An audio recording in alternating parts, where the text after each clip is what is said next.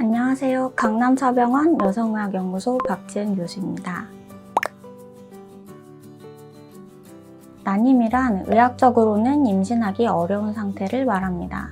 일반적으로는 피임을 하지 않은 부부가 정상적인 부부관계에도 불구하고 1년 이내에 임신에 도달하지 못한 경우로 정의됩니다.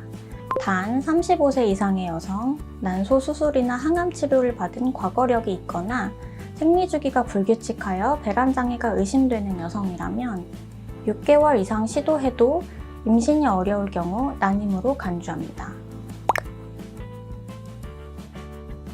먼저 남성 요인으로는 정자 형성 장애, 정자는 정상적으로 만들어내지만 정자의 이동 통로에 이상이 생긴 정자 통과 장애, 정액의 저장과 질을 높여주는 정낭과 전립선에 이상이 생기는 부성선 기능 장애, 발기부전이나 사정장애로 인한 성기능장애 등이 있습니다.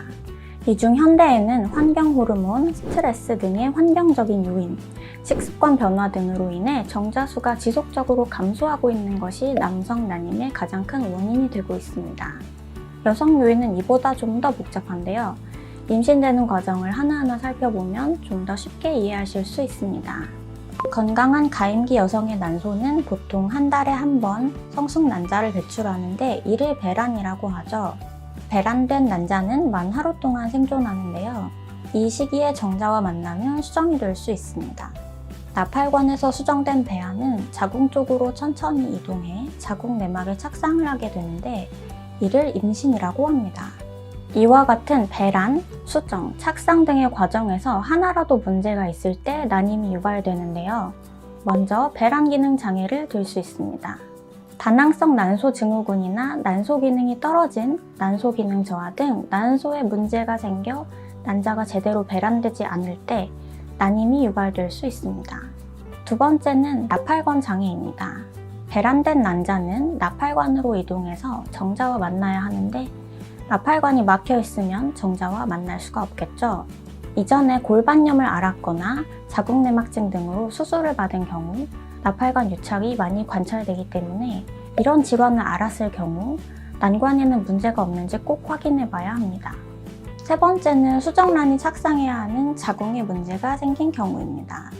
자궁내막이 너무 얇거나 이전에 원추절제술이나 다른 이유로 자궁경부 협착이 있는 경우, 자궁기형이나 자궁내막을 누르는 근종이 있는 경우 등이 이에 해당합니다.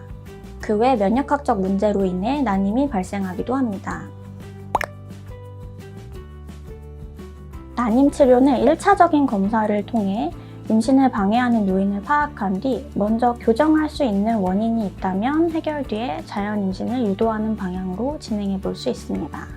원인을 교정했음에도 임신이 되지 않는 경우에는 보다 적극적인 방법을 활용해야 합니다. 첫 번째는 인공수정입니다. 여성 요인으로는 특별히 이상이 없으면서 정자의 수나 운동성 저하 소견이 있는 경우에 정액 채취 및 원심 분리 처리를 통해 정자 운동성을 극대화시킨 뒤 여성의 배란기에 맞춰 자궁곽 내에 직접 주입하는 방법입니다. 두 번째는 시험관 아기 시술입니다. 난자와 정자를 각각 채취한 뒤 엄마의 자궁과 같은 상태로 조성된 배양 배지 안에서 수정시키기 때문에 체외 수정이라고도 하는데요. 수정란을 3일에서 5일 동안 배양한 뒤 엄마의 자궁 내에 이식하는 방식으로 진행됩니다. 부부의 난임 기간이 길거나 인공수정에 여러 번 실패한 경우 또는 양측 나팔관이 막힌 경우 난소 기능 저하 요인으로 인한 난임, 심각한 남성 난임 요인 등이 있을 때 시도하게 되는데요. 차병원 난임센터에서는 세계 최고의 기술력을 통해 임신율을 높이는 데 최선을 다하고 있습니다. 평균 결혼 연령대와 초산 연령이 높아지면서 통계적으로 7쌍 중 1쌍은 난임을 겪는다고 합니다. 난임 치료는 시간과의 싸움입니다. 특히 30대 중후반 이후에는 난소 기능이 떨어져 난포 개수도 감소하고 염색체 이상도 증가합니다. 그러므로 처음부터 제대로 검사를 통해서 나에게 맞는 임신 시도 방법을 찾고 난임 시술까지 가능한 난임 전문 병원을 찾아가는 것이 소망하던 아기와 만날 수 있는 지름길임을 꼭 명심하세요. 감사합니다.